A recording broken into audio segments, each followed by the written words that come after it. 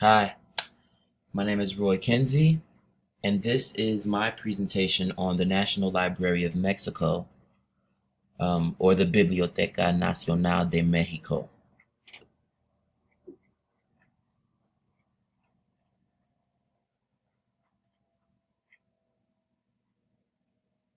So here are a few pictures of what is the National Library of Mexico from a few sides.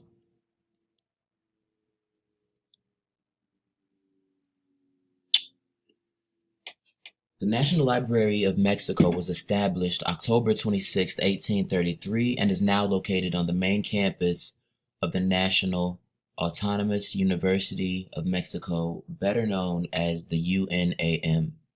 According to the National Library of Mexico, a historical essay, the library was to be established and maintained by the Ministry of Public Instruction, and the books which belonged to the Saints College as well as to the university were to be used to found the library, and its location was to be the building occupied formerly by the latter college.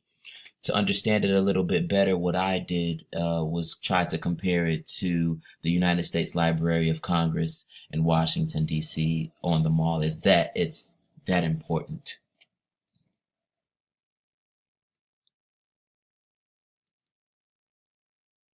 The National Library of Mexico, BNM, was founded by decree of President Benito Juarez in 1867, after the restoration of the Republic from the compilation of the holdings of the religious orders, the Royal and Pontifical University, and the Cathedral, among others. Since then, the BNM is responsible for bibliographic safeguarding memory of Mexico, in which reserved fund highlights are printed in handwritten works dating back centuries, and also including electronic contemporary textual productions. And the rich heritage of the B&M you can be found incunabula, printed European and Mexican archives of writers in Spanish, Latin, Nahuatl, Maya, and other Native American and Western languages. Since Mexico is the first seat of the press in America, the acquis of the B&M is universal equity and is undoubtedly the most bibliographic repository of the country.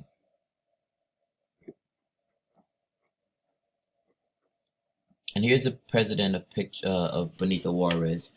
So in 1867, Benito Juarez, who was a lawyer and politician who also became the president of Mexico for 5 terms, established legal deposit for the library, which is a legal requirement that a person or group submit copies of their publications to a library. This is typical for national libraries. And I'm not really sure if you guys are from Chicago or not, but we have a high school here in Pilsen, named after Benito Juarez.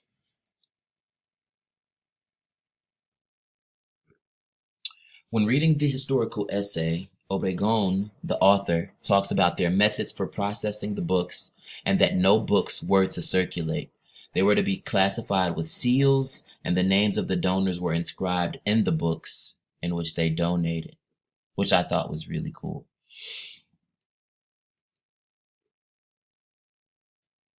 The library has undergone many changes in location. It was relocated to a church from downtown Mexico City in 1867. It moved to its current location on the UNAM campus in 1979. UNAM is the largest university in Latin America, and the university campus is also home to the National Newspaper Library of Mexico. So this is from the University of Mexico's website, and it says the National Autonomous University of Mexico has played a major role in the history and formation of our country. This public, autonomous, and lay institution's fundamental tasks are teaching, research, and cultural dissemination.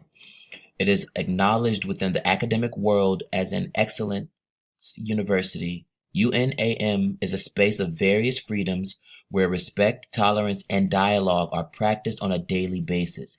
Ideas and thought plurality is appreciated as a sign of its richness and never as a weakness factor. Numerous generations have been forged as professionals and have obtained with this condition a better life quality standard. Our graduates and leaders within the enterprise, industry, services, and academic worlds. Doubtlessly the best indicator of the good work at UNAM. The most relevant artists, humanists, and scientists in the country have gone to the university classrooms. UNAM is a robust and mature institution, rigorous and pertinent in an academic manner, but as every university is constantly under improvements and modernization. This is why it aspires to have the best students, academics, researchers, and facilities in order to face the future of Mexico. This is the way the National Autonomous University of Mexico confronts the present and is committed to the future. So I really, really liked their mission and their vision. And I really liked how much of a part this library is a part of the entire university's autonomy, just to use a word that they use in their title.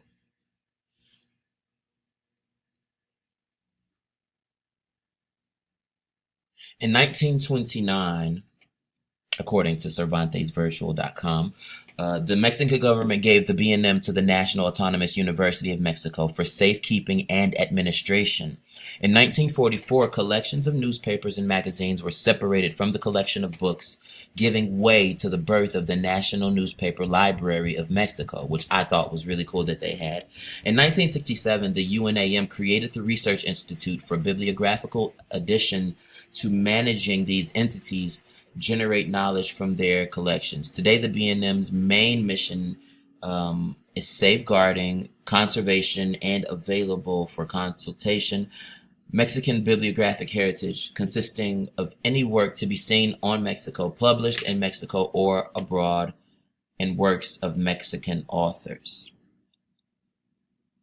And I was just looking through some of their collections, and they have things like even Dante's Inferno. So it goes back a long time.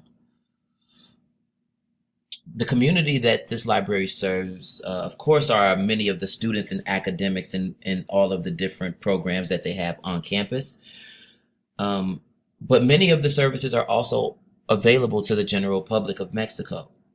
And some of the things that they offer are a resource room for blind library users, a map room, didactic materials, audio and visual recordings, cataloging and book preservation services, and guided tours.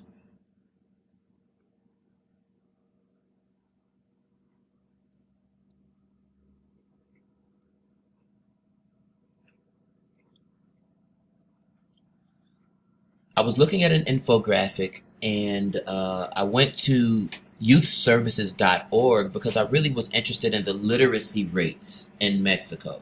And according to youthservices.org, the literacy rates in Mexico are 99.4, and enrollment in secondary school is at 68%. This information was very important to me because I always like to see how nations prioritize literacy and how that affects their quality of life. Because we know that literacy rates are directly correlated with how much a person makes, where people can live, and just their overall quality of life. Their collection is made up of 1.25 million documents, including maps, books, and recordings. The collections of the Pontifical and Royal University of Mexico, the predecessor of modern UNAM, formed the initial endowments of the National Library after the university's dissolution.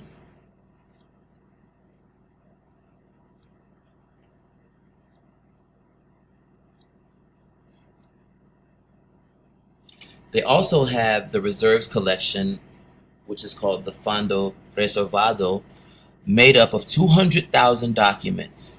It is made up of 4 parts. One part is the rare and valuable works. The second part are the archives, the manuscripts, and imagery, the photographs and paintings. The original collection is 95,000 documents, and the special collection, which is their private collections.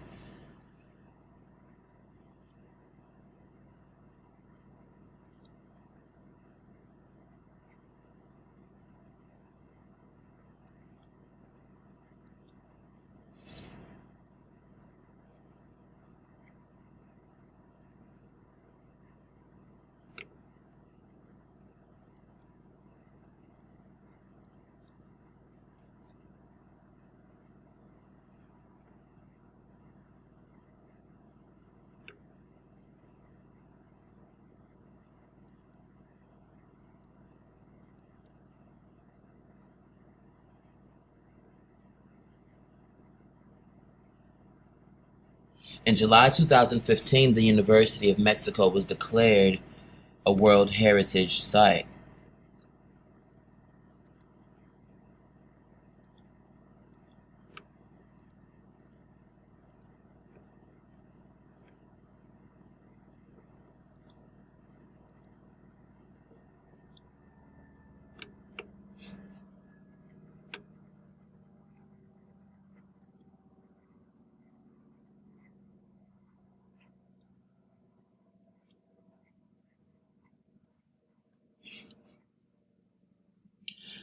I felt like I was really lucky to find this essay in the archives about the library. It's a 116-page document written by Luis Obregon Gonzalez that includes the origins of the library, the budget, a floor plan, information on the initiators and directors of the National Library, positions and salaries, pictures of interior views of the original library, information on the volumes, provision of the decree, and an appendix.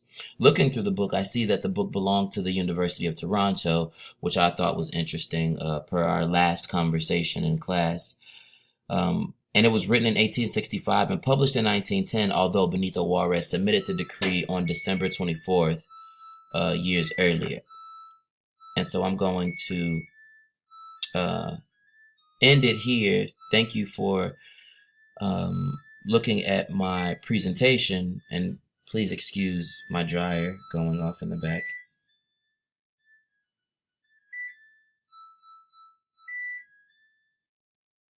Of course.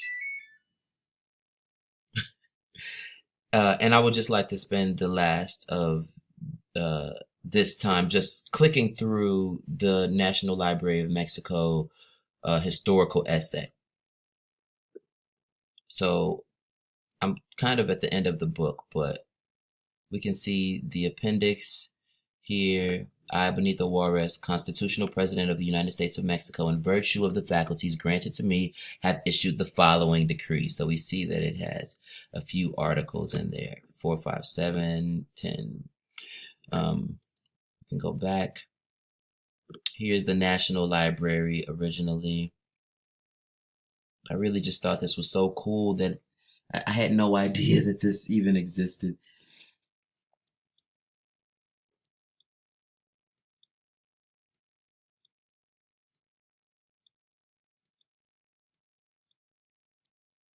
It's the third director of the National Library. Here's the interior view of the Library of Mexico. Here's another one, the interior view of the book departments of the National Library. This is the Minister of Justice and Public Instruction at the time of the inauguration of the National Library. The second director of the National Library, D. Joaquin Cardoso.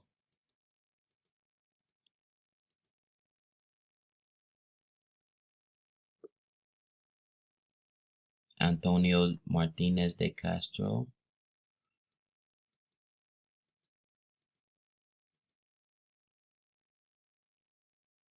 This is the distinguished bibliophile and government comptroller. The first director of the National Library.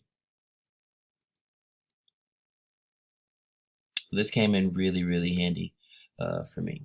And I'll just try to read this very briefly. The majority of educated foreigners who visit the National Library is also our countrymen from the different states of the Republic who, as a rule, pay it a visit when they come up to the capital, are not satisfied with listening to the verbal explanations. So this is just like, he says that it's not a preface, but it kind of is a preface to the historical essay on the library. But this has been my presentation, and thank you.